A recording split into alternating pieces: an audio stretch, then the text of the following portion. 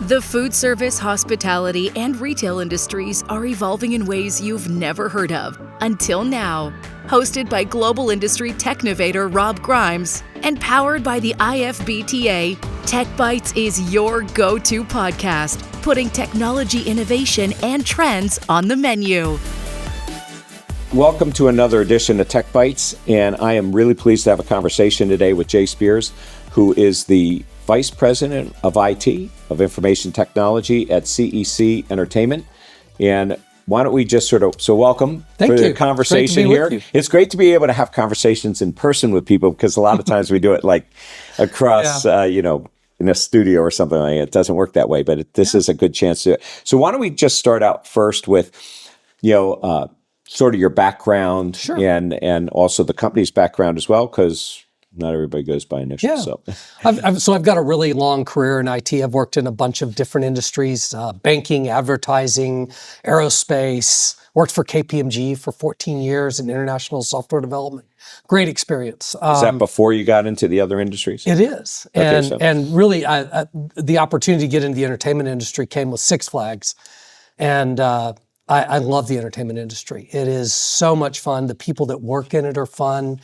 And no matter how bad your day is in IT, you can go see people, kids and parents together at the store, having memories of a lifetime, and it's worth it, whatever it is. Well, people should be having fun. Yeah. Right? Absolutely. Of course, I'm sure there are days that they don't always have fun, but so you have a long history in that. Yeah. And the brands? CEC Entertainment owns Chuck E. Cheese and Peter Piper Pizza, two similar brands, but the guests at the brands are different. Chuck E. Cheese, people come for the games and eat some food. Peter Piper's a food brand. They come for the pizza and play some games. So what I would point out to you is that if you think about this, there's really such a broad amount of what you just said. So first of all, people recognize that pizza's really tough. It's one of the harder things to be able to do in technology because of the way people do it. Yep. And then you have, the deliveries and the takeouts and everything else that you're doing in pizza. So it's not the easiest thing in POS. But also what you're doing on the other side, what we're calling entertainment, really covers an awful lot of different areas. It does. Games and, our media network. There's absolutely. Yeah. And so you really have to so my guess is, first of all, there's no one technology that fits all in this. And you really have the challenge of how you're going to put all that together. Yeah, and I will say I'm fortunate. We are on one POS across the entire platform, but the brands are distinct, and so there's technology that varies between the brands as well. We're big partners with Olo for any off-premise that we do, and that has been super. Helped us get through COVID. We would have never gotten through COVID without them. And I'm going to guess, if you step back and you think about this for a second, so you came in right at COVID. I did. I joined CEC during COVID while the stores were shut down, and we were doing delivery and carry out only for about 6 months in most stores and almost a year in some stores in markets that were really well. But that works out constrained. Okay in the pizza business because they were used to delivery. Yeah. But it doesn't work out so well in the entertainment business. It does not, and it put us through bankruptcy in 2020. Yeah, So, I mean, it's just really tough because that is the whole idea is people are coming together, right? Yeah. And doing that. And you're also multi-state. So Yes. you also, the other challenges you had during that period of time is different states, different, right? Yep. So I'm sure that created some challenges. But if it created challenges, were there some opportunities that came out of it? Like some things that you're doing differently today or new types of businesses and things that because of innovation? Absolutely. The off-premise business for the Peter Piper brand exploded and actually carried us through COVID and has remained really strong. People order every day online and come pick up their food and take it home, and that's awesome because they're loyal to the brand and they love to come to the store when they can. But when they need to get home and have a family meal, they do that too.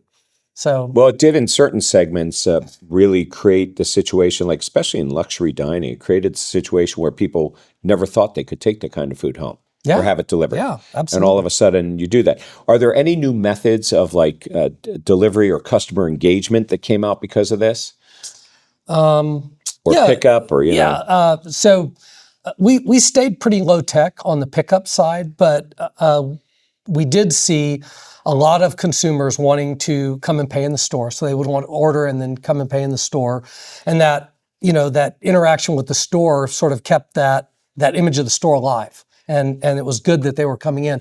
We partnered up, as I said, with Olo, and we're using about 17 different delivery services. Whoever's really good locally was who we tried to choose. Instead of saying one size fits all, we really tailored to the markets where people wanted to do that. Well, and that it really is sort of a personal thing. So how about your, corporate culture? Because people, especially when you're dealing in these different markets and things, how do you maintain a culture when you have, employee turnover and you have all those different things, but you're in a high touch, type of industry in entertainment? And by the way, I guess we could have that conversation about Six Flags. So it'd be the same conversation. How do you really get people in there? Yeah, well, so first I'll say David McKillips is the Energizer Bunny of happiness and so much fun to work with. We really have low turnover corporately and have had low turnover corporately. And maintaining the culture with so many remote workers was a little bit of an adjustment, but we've gotten very used to video meetings and doing what we need to do. But we've also asked people to come to the office for events and celebrations and other things. And recently we moved back to 4 days a week in the office. So it's nice to see everybody again. Yeah, well, that's always been a challenge, for people because it's hard to, create a culture and maintain, loyalty among staff when you never really are dealing with them, right? But you also had to, it's funny. So I do some things in the hotel industry from time to time, right? And a lot of hoteliers never knew that there actually was a lock to the front door because they never thought about it, that you would ever close the front door. And so all of a sudden they're searching for the key, right? Because of COVID. Of course, the other thing is that if they had to shut down completely, which the hotels, many of them had to do, they also never thought about how long systems automatically shut down and need to change their passwords, and then they can't remember how to do it, right? So you get these things. So you have all of these guests coming in the entertainment side, and you almost have to retrain them, or you have a whole new guest coming in. Were there any changes that happened during that period of time when you were shut down? Now they're coming back in, and the guest experience changed? Well, yeah, we completely remodeled the brand. In the 4 years between 2020 and the end of last year, we remodeled virtually every store in the United States, changed the media system, put in the touch-sensitive dance floors for the kids. It's a completely new experience for the guest, and they absolutely love it. It's the media system, the entertainment that's in there, that's a blend of a Chuck E. Cheese entertainment and third-party entertainment that we're running. It's absolutely fantastic. In the age groups that you do, are there different age segments, or is there a sweet spot age segment that's in there? Kids 0 to 11 come all the time, and you see teenagers with their younger siblings at the store having a great time. So, but our sweet spot's really 5 to 8. So, okay. So now this is interesting because if you lose, how long did we lose in the stores? Was it 2 years? Yeah. Okay. And birthdays were murdered by that. Right. But that's like a generation change if you're talking about that age range. Yeah. And so you almost have, and by the way, they were learning all these new technologies and stuff because they're the ones who are driving it, right? Yes, and they so are. not only are you shut down, but then when they come back, you have a different generation and you have a whole new set of technology, which the adults are not going to move as quick. You know what? I think the adults adapted to the changes were subtle, and I think they were more, they generated more happiness because they were a more comfortable place to be. The store is brighter, warmer, more comfortable. What really hurt was those kids that didn't get to have an outdoor or group birthday party those 2 years. And we went out with $99 birthdays last year to try to really help those kids come back. And with the consumer pressure. Did they lose their interpersonal skills? Was it actually noticeable when they came back about how people reacted with each other? I mean, you would think kids are kids. I would say kids are kids. I think the teenagers and the adults struggled some as everything opened up and came back. But we're seeing that level out today. I think we're. Now, you do a lot obviously you have a lot of games. Yes. And you got robotics in there too, because you got entertainment, throughout. So in the gaming area, that also has changed. And the future, we see restaurants and stadiums and things now moving towards even virtual types of experiences and things. Do you see your industry, and I know you're not going to tell me like, what are you working on? It's the next generation thing here. Okay. But, where do you see the entertainment industry moving? Well, it's all about the experience, right? And delivering a really good experience, to me, involves human interaction. And what we're focused on is getting the employees back out on the floor and helping guests and making the birthday parties outstanding, making group events outstanding, making the food outstanding. And that's what's important. So the degree to which I can use technology to limit the peripheral work that nobody sees and cares about and make that better and faster, that's what we're trying to do today. And you actually have a marriage of the entertainment, the games and things. You have the food. You also have a retail component, that's in there. I think people maybe don't see that.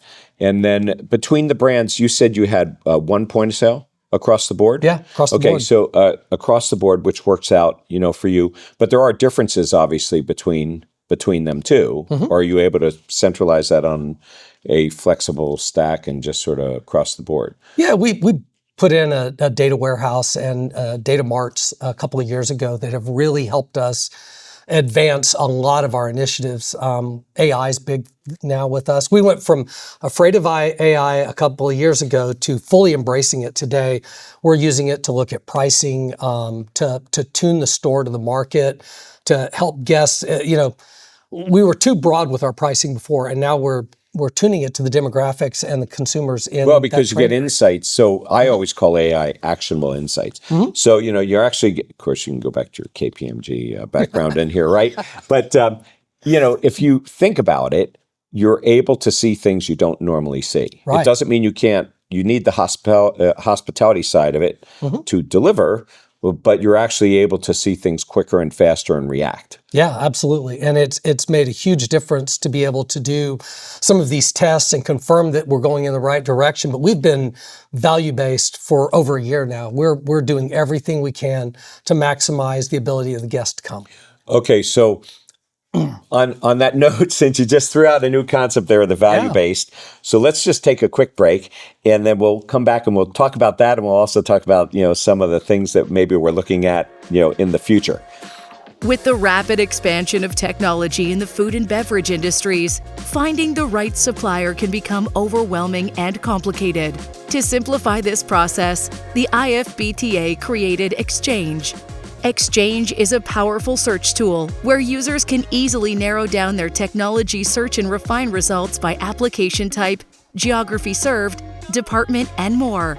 Browse resources and learn more about the industry's technology suppliers at exchange.ifbta.org. Now, back to the show. Okay, so we're back, and I'm having a conversation with Jay Spears, who's the Vice President of Information Technology at CEC Entertainment and at Chuck E. Cheese and Peter Piper Pizza. That could be like I don't want to say a drinking game, right? But how many times can you say that, right? Peter Piper picked Pecca. Okay, never mind. Bad subject. But we were, as we took the break, you mentioned the words, value pricing in there. And what exactly is the definition of that? Well, look, we watched what was going on in the marketplace, and with the inflation pressures on especially lower income families, it was hard to go to some events. And we looked at that and said, you know what, we need a program that helps with that. And so we came out, we tested membership last year and made that a full rollout. So we have very low cost monthly memberships. You can come every day for a really low price. What do I get for that? Well, so at the bronze level, you get 45 game plays and 20% off, all the way up to the gold level, where you get 250 game plays, which is enough for the whole family to play together, and 50% off of food and beverage. Sorry. No, how many? Oh, you're buying it in a package. Yeah, you're buying when you've used your 250, you've used your 250. For the day, but it's every day. And that's what I was asking. Yeah, so has that increased frequency? It has. Today, about 20% of guest visits daily are from our members, from pass holders. So I'm just sort of thinking about this. So, they're coming in because they're able to do the game plays. The game plays have sort of a fixed cost, to it. So what you're really looking at then is the food and beverage and things that go alongside of it, right? And those, and as Mark Kupferman, our CMO, says, you can't sell us pizza to somebody who doesn't come in, and we've got the store full. And people come in, and with the discounts, they're buying more food, they're buying more beverage, they're having a better experience. And I guess the longer they stay, is there a direct correlation in here? The longer they stay to the spend, or you don't really? Our normal period is still about the same. Most people stay about 90 minutes. Are you seeing a shift in, when I think? Can I mention one more value thing real quick? The other thing, and Give us additional we're the value. world It's champion okay. of birthdays, right?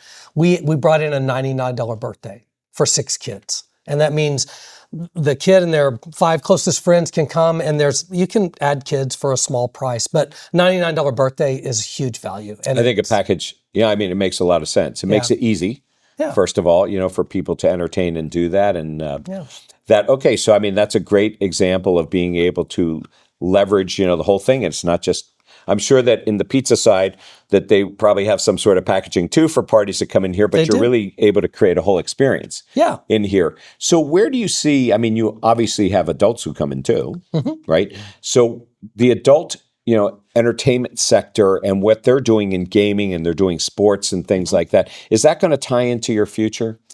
I think it has to at some point, right? It's been, parents of young children are mostly concerned about the children, having a good, safe environment and a fun time, but they want something to do too. And we have alcohol in most of our stores. You can get 2 drinks while you visit. We're careful about that, but it's important to make sure parents have a great experience too, right? It's a family experience.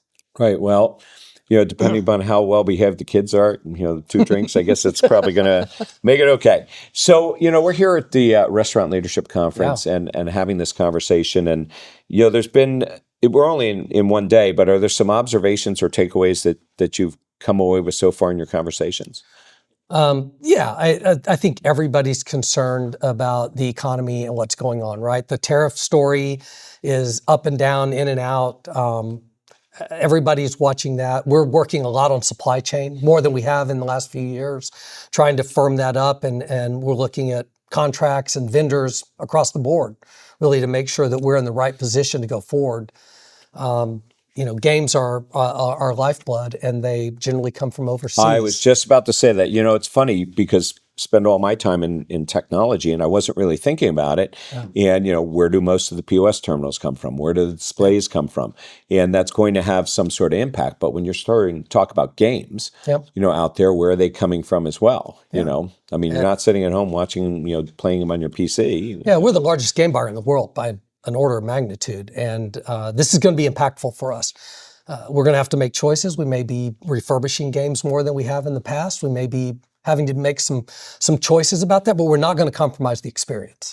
I guess if there's any good news in gaming, and I'm just sort of thinking out loud on this thing, that a lot of the games, because a lot of them are video based, right? So once you have the video base, are those types of things, because I don't know much about this, but are they actually like stored in the cloud and you're able to download it? So it's, the investment is not necessarily, I do get VR and I get all those things, but is the changing of the games, easier, or is it getting harder? It's so when we think about VR and some of the experiences you're talking about, they're really for older kids, right? 13 and up. Some states even have legislation about this. When you're talking about the young kids that we cater to, the game is the game, and the cabinet is where the game is. Right. So it really depends on that local technology, and we're doing well. We're still buying. We're still making progress, and we'll see how the tariffs go. We talked about AI, which has always been a subject here. Yep. And labor is still a subject. You're talking about the price of things in supply chain. So where are the big areas that you're coming away with now, knowing either from your management or your peers that are here, of what those key challenges are going to be, and where do you believe that the future touch points in technology are going to be to resolve or to address them? You've seen people using kiosks everywhere, right? And we're no different. We're working on that right now. If I can help the guest have a faster experience, get their cards and get in and play faster with a kiosk, I think that's a great opportunity for us, and that lets me put that labor back in the store for the entertainment side, right? Well, as I think about it, people have talked about gamification. and gamification and training and things like that. Is there something unique and a special sauce perhaps that you guys have that are because of your experience with games, right? Yeah. That you're actually using to also work with your associates and people? Is there something that's different about it because you have a different perspective on it? I don't know if it's different or not. I think everybody's, I mean, we're hiring 15 and 16-year-olds in almost every role, right? And do they want a TikTok-sized video to understand that what they're supposed to be doing and how to do a function or a feature? Yes, and we're providing a lot of that. The transition from the old style of information sharing to what under 25-year-olds expect today is important, and we're doing that. And the geography that you guys are in? 43 states in the U.S. and 41 countries around the world. We have over I know I saw David in Singapore stores. last year. So was it Singapore? Yeah, Singapore. Yes. And we were talking about that. But so that creates a challenge in itself. It does. So states are one thing, but what are your observations internationally? Are there some things that you're picking up internationally that you're bringing this way? Our international franchisees are innovating like crazy. You should see some of the stores in the Middle East. Our stores in Saudi Arabia have double height climbing walls, branded climbing wall, has some amazing attractions.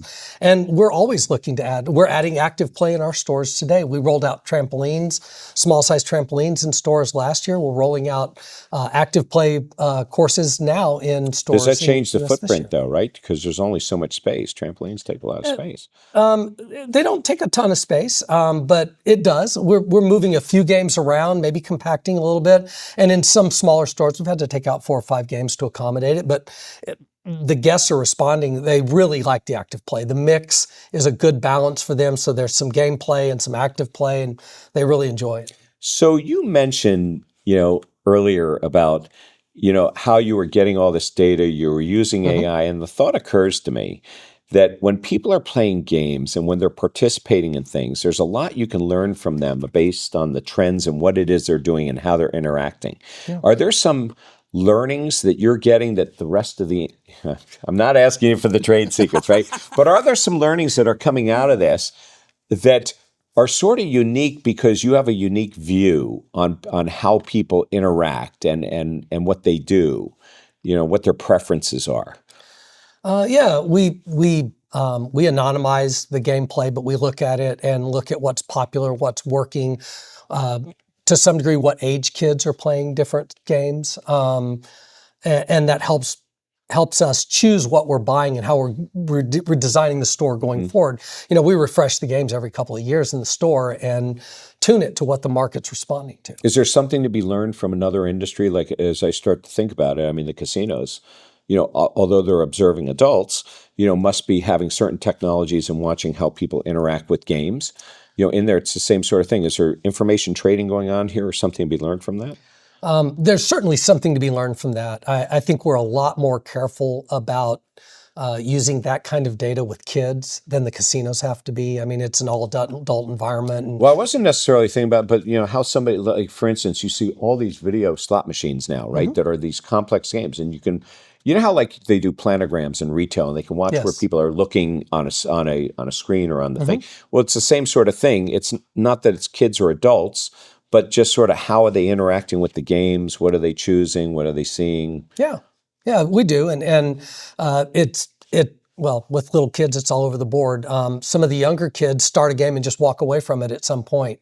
And it's do you more measure of the that novelty. Engagement like that? We do. You look at it all the time. And the age range of the kids determines how interested they are in actually achieving something on the game versus just seeing the game. Right? So do you test things out in advance? Like if you have something new, like do you somehow test it to? We do. I don't know how, because it's a huge investment, right? It is. But sometimes we start out with 1. And if 1 is successful, we get 10. And if 10 are successful, we get 100.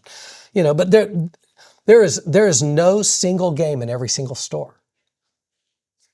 Right, because it's also going to go by, the same way food works that way, although I would guess that the food preferences are, especially when you're doing $99 parties. But, when you're doing those kinds of things, they're out there as well. But I think there's probably a lot of data and a lot to be learned. Is there something that you see out in the industry that you believe that people in well, I'm not exactly sure what industry you're in, because you are in retail, you are in entertainment, you are in food. Yeah. But is there some models that you're seeing either in other parts of the world or in other industries that you think, can be used? I mean, people talked about the airlines, helping with the kiosks, and then you had the delivery, and then you have the lockers and stuff. So is there something? I don't think there's anything really new right now. I mean, all of the things that you just said have been trends for quite a while. And I think they're getting more and more successful. We're getting better at delivering the right experience, lowering the kiosk, lowering the number of touches it takes to do what you want to do. I want you to be there as short as you can be, because that's not the fun. The fun's in the store. So just making that experience fast and convenient and aware of you. You put in your phone number and we remember your old orders. If you want to do what you did last time, you have one button to push and tap your card and you can walk away. Well, and that makes it simple, right? Because there's this word, so nobody's used it while I've been here. But when I talk to a lot of IT people, they use the word frictionless, and that seems to be, by the way, buzzword. AI is not the buzzword this year. Frictionless is one of them that are out there, and it's like everybody wants frictionless because they're realizing they're putting so much technology in there and it's getting in the way. Yet in your environment, technology in the games and everything else is part of the experience, right? So it's a little bit different. Do you ever see a situation or a environment where people are going to be continuing their experience at home with you? I do. Yeah, we have some games, some mobile games that you can play. Chucky's Race World and Skate Universe are a couple of games we have out. We try to make that available, but the super experience is coming and seeing Chuck E. Cheese in the store, doing a dance with Chucky, playing with your friends, playing with your siblings, right? Well, it's about the experience, right? It is. So there's a lot to be learned, from the experience, and you guys are really, on the forefront of that. So just sort of a last thing. So, what's your favorite game? I mean, you must have a favorite, right? You go in there. I do. And the alley roller or skee ball, people, I love skee ball. That is my favorite But I want thing. Traditional skee ball. I don't want anything new on that. Right. Yeah. And I play a lot of the basketball games with my kids and we even do it at lunch sometimes. Oh, they win all the time. They're way better. Mm-hmm. There you go. Right. But skee ball, I that's one of those things I got to buy sometime. I'll go on eBay maybe and, well, I'm supposed to be downsizing that upsize. So we may do that. Well, Jay, it's been a pleasure to, have you share some of your experiences and your background, which is a very interesting background because it covers so many different segments, and there's probably a lot more we can talk about, but I'm sure we'll continue that conversation. Yeah. So thank you for joining us on Tech Bites and with Jay Spear, the Vice President of Information Technology at CEC Entertainment. And that's Peter Piper Pizza. See, that's I knew right. we were going to do that. Yes. And Chuck E. Cheese. And so it's been a pleasure to have you join us. Thank you so much. It's been fun. This podcast is brought to you by the International Food and Beverage Technology Association. The IFBTA is the industry's voice of food service, hospitality, and retail technology, providing thought leadership as your single, impartial, and go-to resource. The IFBTA offers in-person and online communities to connect with your peers, the exchange, an all-encompassing global technology resource, and an industry-wide professional education and certification program. The bottom line is the IFBTA is your place to gather, learn, and share in conversations like the one we're having today. Thank you for joining us on this episode of Tech Bites, powered by the IFBTA. I'm Rob Grimes, your host, and I look forward to taking our next bite of technology together.